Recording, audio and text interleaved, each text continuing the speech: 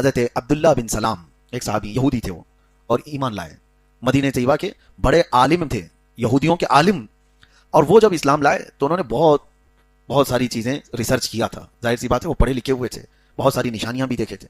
پھر جب اسلام بھی لائے تو حضور صلی اللہ علیہ وسلم کی بارگاہ میں یہ عرض بھی کیے تھے کہ آقا میں یہودیوں میں جب تھا تو عالم تھا، دعا فرمائیں کہ ایمان لانے کے بعد مسلمانوں میں بھی ویسا ہی علم مجھے ملے. تو اللہ کے رسول صلی اللہ علیہ وسلم نے ان کے لیے دعا فرمایا اور ان کو حبر الامہ کہا گیا، پوری امت کا عالم تھی عبداللہ بن سلام. سنیے، ہوتا یہ تھا کہ یہودی مذہب میں یعنی تورات کے اس شریعت کے اعتبار سے سنیچر کے دن شکار کرنا حرام.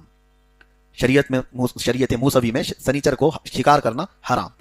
دوسری چیز اونٹ کا گوشت کھانا بھی ان کے ہاں حرام. یہ شریعت موسیٰ میں دونوں چیزیں حرام تھی، اور امت محمدیہ صلی اللہ تعالی علیہ وسلم کے لیے دونوں چیزیں کیا ہیں؟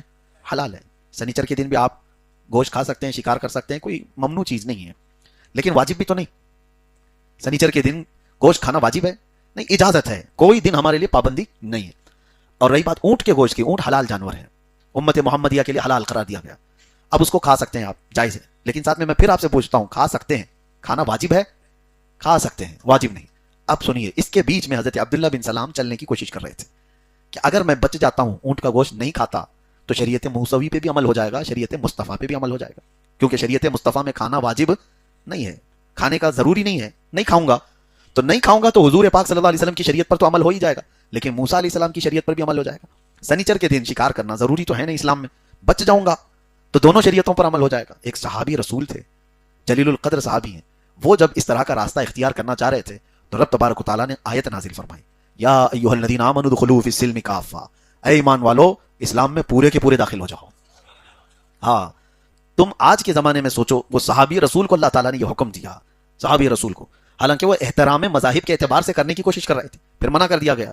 آج کچھ لوگ اس طرح کی باتیں کرتے ہیں کہ تھوڑا ادھر بھی عمل کر لیں گے، ادھر بھی عمل کر لیں گے، دونوں میں ہو جائے گا. ہم نان ویج نہیں کھائیں گے تو اسلام میں واجب تو ہے نہیں، لیکن کچھ لوگوں کا دل بھی رہ جائے گا، نہیں کھائیں گے تو وہ بھی راضی ہو جائیں گے، اور ادھر بھی کوئی نقصان نہیں ہوگا. تو یہ جو آدھا تیتر آدھا بٹیر بننے کی جو کوشش کی جاتی ہے، ان لوگوں کے متعلق قرآن نے کہا پورے کے پورے اسلام میں داخل ہو جاؤ. ہاں، اگر اس نیت سے تم اس طرح سے چلتے ہو کہ یہ بھی راضی وہ بھی راضی، تو یاد رکھ لینا پوری زندگی گزر جائے گی، کوئی تم سے راضی نہیں ہوگا، کوئی راضی نہیں ہوگا. قرآن میں اللہ نے فرمایا وَلَن تَرْضَىٰ عَنْكَ الْيَهُودُ وَلَا النَّصَارَىٰ حَتَّىٰ تَتَّبِعَ مِلَّتَهُمْ، تم سے یہودی اور عیسائی ہرگز راضی نہیں ہوں گے جب تک کہ تم ان کے دین میں داخل نہ ہو جاؤ.